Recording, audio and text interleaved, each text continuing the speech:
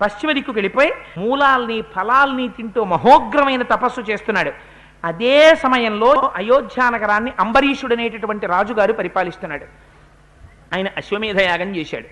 అశ్వమేధయాగం చేసి గుర్రాన్ని వదిలేడు. ఆ గుర్రాన్ని ఇంద్రుడు ఎత్తుకుపోయాడు.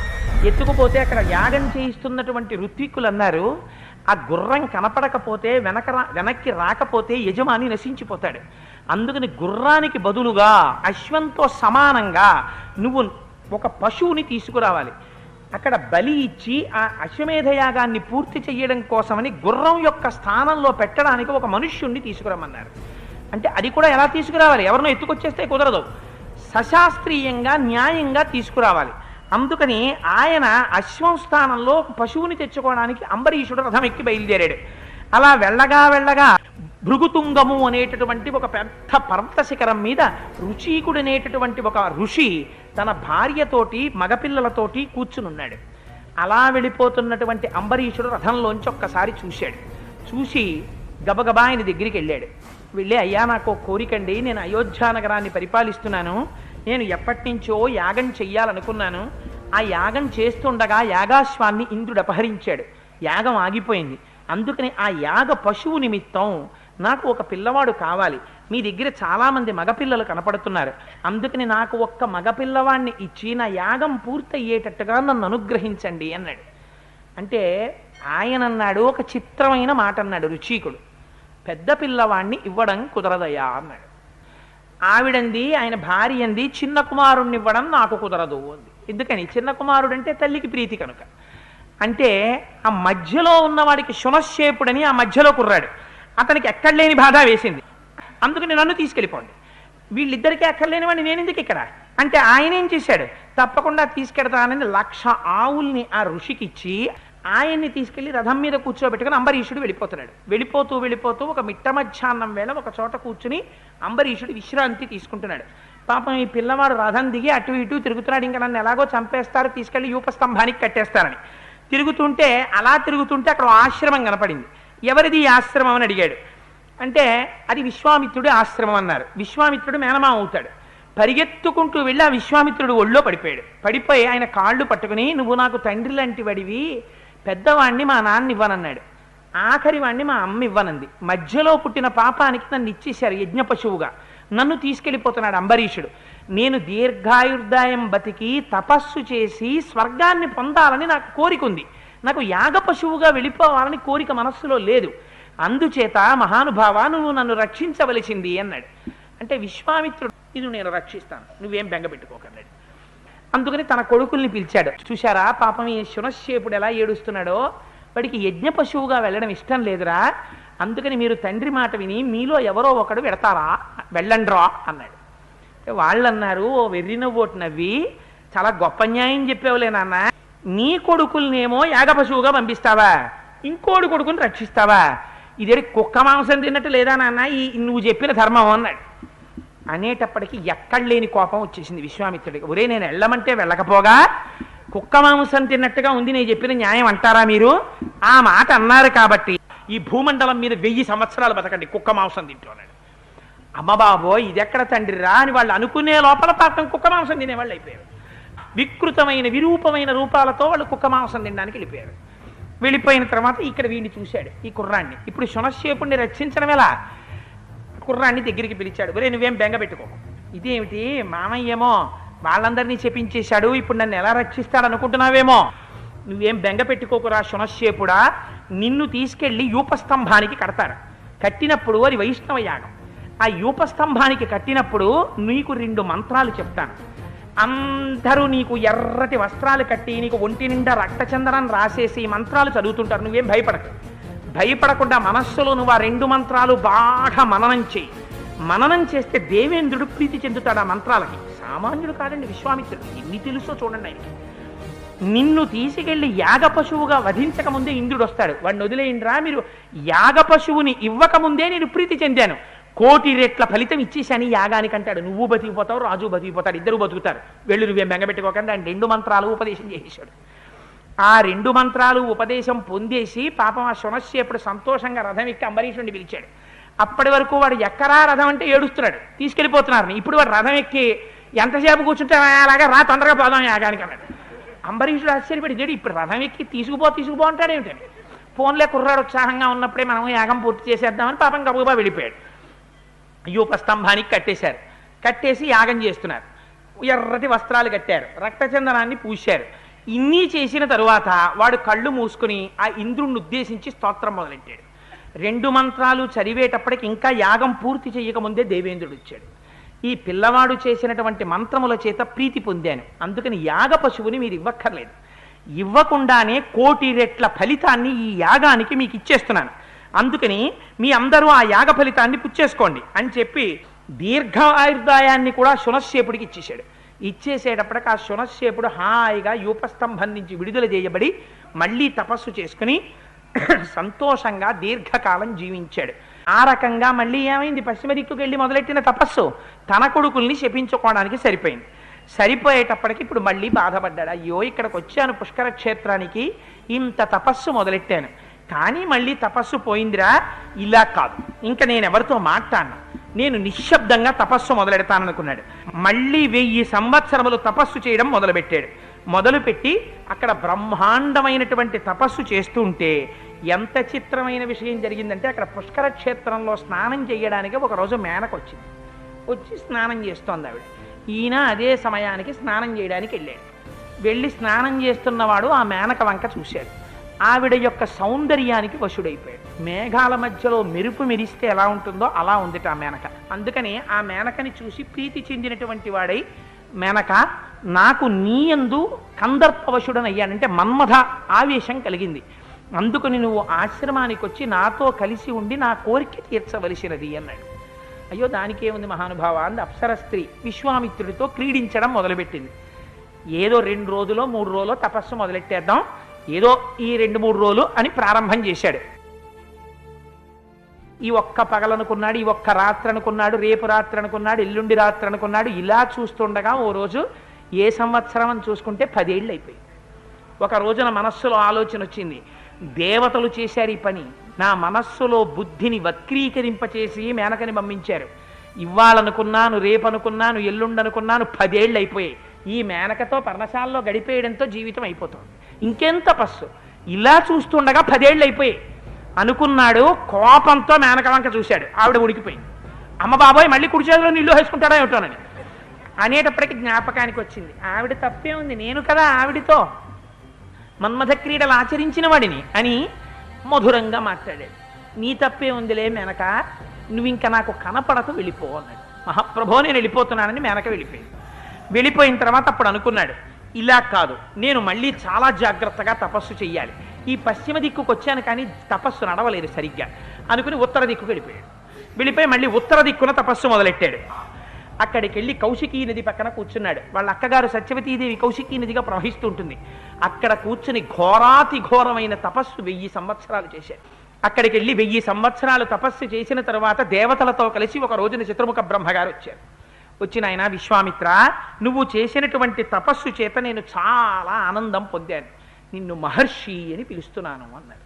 సంతోషము కలగలేదు, బాధ కలగలేదు. ఇంకా మహర్షినా అయ్యాను నేను అనుకున్నాడు. అనుకుని బ్రహ్మగారిని ఒక మాట అడిగాడు, నేను జితేంద్రియుడనయ్యానా అని అడిగాడు. ఏమిటి భయం? అస్తమానం ఏమి పోగొట్టేస్తున్నాయి తపస్సుని, ఇంద్రియాలు పోగొట్టేస్తున్నాయి, కామక్రోధాలు వచ్చేస్తున్నాయి అస్తమానం. అందుకని బ్రహ్మర్షిత్వం మాట పక్కన పెట్టండి, నేను ఇంద్రియాలు గెలిచినట్టేనా అని అడిగాడు మహర్షి. అంటే అయ్యా నేను ఇంద్రియాలని గెలిచేసినట్టేనా అన్నాడు. ఇంద్రియాలని గెలిచేస్తే ఇంకా బ్రహ్మర్షిత్వం వచ్చేస్తుంది. ఇంకా నువ్వు గెలవలేదురా అబ్బాయి, ఇంకా చెయ్యాలి తపస్సు అన్నాడు. అంటే పాపం మళ్ళీ తపస్సు మొదలెట్టాడు. ఎంత ఘోరమైన తపస్సు అంటే, పంచాగ్నిహోత్రంలో నిలబడేవాడు. గ్రీష్మ ఋతువులో 4 పెట్టల అగ్నిహోత్రాన్ని పెట్టుకుని సూర్యుడి వంక చూస్తూ చేతులెత్తి నిలబడేవాడు. శిశిరకాలం వస్తే ఈ నడుం వరకు నీళ్లల్లో నిలబడిపోయి తపస్సు చేసేవాడు. ఏ ఋతువునందు శరీరమునకు ఏది ఖేదం కనిపిస్తుందో దానిలోకి ప్రవేశించి తపస్సు చేయడం మొదలెట్టాడు. అంత ఘోరాతి ఘోరమైన తపస్సు మొదలుపెట్టాడు. మొదలు పెడితే ఆ తపస్సుని దేవేంద్రుడు చూశాడు. అమ్మ బాబోయ్ సామాన్యమైన తపస్సు కాదు, మహోగ్రమైన తపస్సు చేసేస్తున్నాడు, అందుకని చెప్పి ఇంకా సామాన్యులు పనికిరారు, విశ్వామిత్రుడు బ్రహ్మర్షి అయిపోతాడేమో, పరీక్ష పెట్టాలి, పరీక్షకి నిలబడితే కదా బ్రహ్మర్షి అవడం. అందుకని రంభని పిలిచాడు. రంభ మేనకని గుర్తుపెట్టేస్తాడు, అందుకని నువ్వెళ్ళు, నువ్వు వెళ్ళి విశ్వామిత్రుణ్ణి ఎలాగైనా ప్రలోభ పెట్టు అన్నాడు. విశ్వామిత్రుడు స్నానానికి ఎడుతుంటాడు. అప్పుడే నువ్వు స్నానం చేసి వస్తున్నట్టుగా అక్కడ కనపడితే చాలు, మిగిలింది మేము చూసుకుంటాం. ఇంకా కోయిల పాడుతూ ఉంటుంది, పాటలు వినపడుతూ ఉంటాయి, ఋతువంతా మనోహరంగా ఉంటుంది. మనస్సుని కామం వేపుకి ప్రచోదనం చేసేటట్టుగా నేను చేసుకుంటాను, నువ్వు కనపడు చాలంటే నువ్వు చేసేదేమి ఉండదు ఇంకా అన్నాడు. సరే పెడతానంది పాపం అని ఆవిడ బయలుదేరి మరునాడు ఉదయం విశ్వామిత్ర మహర్షి వస్తున్నారు. వస్తుంటే రంభ కనపడింది. ఆయన దృష్టి ఆకర్షించింది రంభ. ఆకర్షించగానే కోయిల పాట వినపడింది వెనకాల. అదంతా చక్కటి సంగీతం వినపడుతోంది. వసంత ఋతువు కనపడింది. ఆయనకు అనుమానం వచ్చింది, ఇది వసంత ఋతువు కాదు కదా, కోయిల కూస్తోంది ఏమిట్రా అనుకున్నాడు. ఇప్పుడు పాటలు వినపడుతున్నాయి కొత్తగా, ఇంతకు ముందు ఎప్పుడు వినపడలేదు అని చెట్ల వంక చూశాడు. అన్ని పువ్వులు పూసున్నాయి.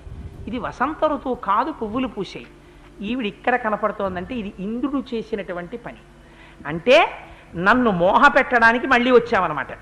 అంటే నన్ను మళ్ళీ ఎల్లాగోలా ముగ్గులో దింపి తపస్సు భ్రష్టం చేసేద్దామని వచ్చేసావే నువ్వు అనుకున్నాడు. అంతే. ఇప్పుడు ఏమొచ్చింది, కామం రాలేదు, కోపం వచ్చింది. కోపం వచ్చి మళ్ళీ కబుక్కుని చేతిలో నీళ్ళు వేసుకున్నాడు. నన్ను ప్రలోభ పెడదామని వచ్చావా, నేను కామక్రోధాలు జయించేశాను తెలుసా, మళ్ళీ నన్ను కామంలో దింపేద్దాం అనుకున్నావా, 10,000 సంవత్సరములు రాయి అయిపోతావు నువ్వని చెప్పించేశాడు. ఎంత మండిపోతుంది. ప్రతిరోజు ప్రతి క్షణం జాగ్రత్తగా ఉన్నా ఎప్పుడు అప్పుడు పాడు చేసేస్తున్నారు తపస్సు అంతా. అప్పుడు బ్రహ్మర్షి కడుపు ఎంత బాధ వచ్చేసిందో నిజంగా విశ్వామిత్రుడికి. బాధ వచ్చేసి అడగల రంభ. అడగకపోయినా తానే దానికి ఉపశాంతి చెప్పేశాడు. నా క్రోధం చేత కలుషీకృతమై రాయి రూపాన్ని పొందినటువంటి నిన్ను ఒకనాడు ఒక సద్బ్రాహ్మణుడు వచ్చి ఉద్ధరిస్తాడు అన్నాడు. వెళ్ళిపోయాడు. ఆలోచించాడు, ఛీ ఇలా కాదు, ఎంత తపస్సు చేసినా నేనేమీ చెయ్యలేకపోతున్నాను. ఎక్కడున్నారు శత్రువులు, ఇక్కడ ఉన్నారు, వాళ్ళు నన్ను ప్రలోభ పెట్టేస్తున్నారు. అందుకని నేను ఒక పని చేస్తాను. నాకు కోపము కామము ఈ రెండు కలగడానికి కారణం ఏమిటి, మనస్సు. ఈ మనస్సు దేని మీద ఆధారపడింది, ఊపిరి మీద ఆధారపడింది. అసలు నేను ఊపిరి బయటికి వదలడం మానేస్తాను. మానేసి ఊపిరి తీసి లోపల నిగ్రహించేస్తాను. ఎంత గొప్ప తపస్సో చూడండి. ఎలా కుంభకం చేశాడో అలాగే 1000 ఏళ్ళు కూర్చుంటే శరీరం కాష్టం అయిపోయింది. ఒక కర్ర ఎలా ఉంటుందో అలా అయిపోయింది. అయిపోయిన తర్వాత 1000 సంవత్సరముల తర్వాత ఇంత కబళం తిందామని లేచొచ్చి అన్నాన్ని తినబోతున్నాడు. ఎందుకని, శరీరం కాష్టం అయిపోయింది. అన్నం ఒక్కటే తింటాడు ఇంత. ఆ అన్నం తినేసి మళ్ళీ కూర్చుంటాడు తపస్సులో అని వచ్చి ఆ అన్న కబళాన్ని తినబోతున్నాడు. ఇంద్రుడు బ్రాహ్మణ రూపంలో వచ్చాడు. వచ్చి ఇలా తీసి నోట పెట్టబోతున్నాడు. అయ్యా చాలా ఆకలిగా ఉందండి, నాకు పెడతారా అన్నం అన్నాడు. చూశాడు, ఒక్కసారి గ్రహించాడు. వచ్చినవాడు ఇంద్రుడు వచ్చాడు, బ్రాహ్మణ రూపంలో వచ్చాడు. ఆ ఒక్క కబళం తినకుండా చెయ్యడానికి వచ్చాడని గ్రహించాడు. పూర్వం అయితే గభాలన ఇలా పోసుకునేవాడు. ఇప్పుడు జ్ఞాపకానికి వచ్చింది, నేను తింటే ఏమిటి, ఇంద్రుడు తింటే ఏమిటి, వాడు నా తపస్సుని భగ్నం చేయడం ఏమిటి, నా తపస్సు భగ్నం చెయ్యబడడం ఏమిటి. నేను ఈ కామానికి క్రోధానికి వశుడనైన వాడను కాను. నేను మౌనాన్ని ఆశ్రయించిన వాడిని, నేను ఆత్మస్వరూపుడు, నేను మళ్ళీ కుంభకంలోకి వెళ్ళిపోతాననుకున్నాడు. ఆ కబళం తీశాడు, ఇంద్రుడి చేతిలో పెట్టేశాడు. పెట్టేసి మళ్ళీ వెళ్ళాడు. తపస్సులో కూర్చుని కుంభకం చేసి మళ్ళీ ఊపిరి ఆపేశాడు. ఆపేసి కాష్టంగా నిలబడిపోయి మళ్ళీ తపస్సు మొదలెట్టేటప్పటికీ ఈ పై స్థానంలోంచి, బ్రహ్మస్థానంలోంచి ఆ తపోశక్తి పొగగా బయలుదేరి సమస్త లోకాల్ని కమ్మేసింది. కమ్మేస్తే సముద్రాలు కదలడం ఆగిపోయింది. వాయువు వీచడంలో కూడా వైక్లభ్యాన్ని పొందింది. సమస్త ప్రాణులు కూడా క్షోభిల్లిపోయాయి. దేవతలు ఋషులు అందరూ పరిగెత్తారు. ఇంకా ఈ స్థితిలో విశ్వామిత్రుణ్ణి ఎవరు కదపలేదు. అటువంటి స్థితికి వెళ్ళిపోయాడు. ఇంకా ఆ స్థితిలో శత్రువు లేడు. వెళ్ళిపోయిన తర్వాత ఋషులు వెళ్ళారు. మీరిప్పుడు ఆయన కోరిక తీర్చకపోతే, ఆయన దేని కొరకు కూర్చున్నాడో ఆ పేరుతో మీరు ఆయన్ని పిలవకపోతే లోకములన్నీ లయమైపోతాయి. అటువంటి ఘోరమైనటువంటి తపోధూమం వచ్చేస్తోంది శిరస్సులోంచి, రక్షించమని అడిగారు బ్రహ్మగారిని. దేవతలందరితో కలిసి చతుర్ముఖ బ్రహ్మగారు వచ్చారు. వచ్చి బ్రహ్మర్షే స్వాగతం తేస్తూ తపసోస్మ సుతోషితా బ్రహ్మణ్యం తపసోగ్రేణ ప్రాప్తవానసి కౌశిక అన్నారు. కౌశిక స్వాగతం నాయన బ్రహ్మర్షి అన్నారు. ఈ మాట చెవిన పడింది. ఎప్పటి నుంచి కోరికో, ఎన్ని కష్టాలు పడ్డాడో. సంతోషించానయ్యా, ఏమి తపస్సు చేశావయ్యా కౌశిక, దేవతలందరితో కలిసి నిన్ను పిలుస్తున్నాను, నువ్వు బ్రహ్మర్షి అయ్యావు, నీకు సమస్తమైనటువంటి కోరికలు ఈడేరుతాయి. ఇంకా ఇవాళ నుంచి నిన్ను బ్రహ్మర్షిగానే లోకం గుర్తిస్తుంది. నాయనా నువ్వు ఇంకా ఎలా కోరుకుంటే అలా చరించవచ్చు. నేనే బ్రహ్మర్షినైన మాట నిజమైతే నాకు ఓంకారము వషత్కారము భాషించాలి వాటంతటవి. ఏమవుతుంది? ఓంకారము వషత్కారము భాషిస్తే తాను ఒకరికి వేదం చెప్పడానికి అర్హత వస్తుంది, తాను కూర్చుని యజ్ఞం చేయించడానికి అర్హత వస్తుంది. ఇంతకుముందు తాను రాజర్షిని, తను యాగం చేస్తే దేవతలు వచ్చి హవిస్సులు పుచ్చుకోవాలి. అందుకని ఇప్పుడు నేను యాగం చేయించాలి, యాగం చెయ్యగలగాలి, నేను వేదాన్ని వేరొకరికి ఉపదేశం చెయ్యాలి, అటువంటి అదృష్టం నాకు కలగాలి. అలా అయితేనే బ్రహ్మణ్యాన్ని ఆ దీర్ఘాయువుని నేను తీసుకుంటాను. దానితో పాటుగా నాకొక్క కోరిక ఉండిపోయింది జీవితంలో. ఇన్నాళ్ళు ఏమిటి కోరిక? వశిష్ఠ మహర్షిని గెలవాలి, వశిష్ఠ మహర్షిని పడగొట్టాలి. కామము క్రోధము లేనప్పుడు శత్రువు ఎక్కడుంటాడు ప్రపంచంలో? అందుకని ఇప్పుడు నాకు ఏ కోరిక లేదు, కానీ ఒక్క కోరిక ఉంది. ఇంత తపస్సు చేశాను కదా, ఏ మహానుభావుడు నేను ఈ బ్రహ్మర్షి అవ్వడానికి ఏ కోపంతో మొదలెట్టినా ఆయన కారకుడు. ఆయన మీద కోప్పడితే కోప్పడ్డాను, కానీ ఆయన అనుగ్రహం వల్ల నేను ఇవాళ బ్రహ్మర్షిని అవ్వగలిగాను. అందుకని ఆ వశిష్ఠుడు వచ్చి నన్ను బ్రహ్మర్షి అని పిలిస్తే పొంగిపోతాను. అందుకని ఒక్కసారి నన్ను వశిష్ఠుడితో బ్రహ్మర్షి అని పిలిపించరా అని అడిగాడు. అనేసరికి దేవతలందరూ వెళ్ళి వశిష్ఠుడిని అడిగారు. ఆయన బ్రహ్మర్షి అయ్యాడు. మీరు ఒక్కసారి వచ్చి వారిని బ్రహ్మర్షి అని పిలవండి అన్నారు. వశిష్ఠుడు బయలుదేరి వచ్చాడు. బయలుదేరి వచ్చి బ్రహ్మర్షి విశ్వామిత్ర పిలిచాడు. పిలిస్తే పొంగిపోయినటువంటి విశ్వామిత్రుడు ఏం చేశాడో తెలుసా అండి? ఆ వశిష్ఠుడి దగ్గరికి వెళ్ళి ఆయన కాళ్ళు కడిగి ఆయనకి పూజ చేశాట.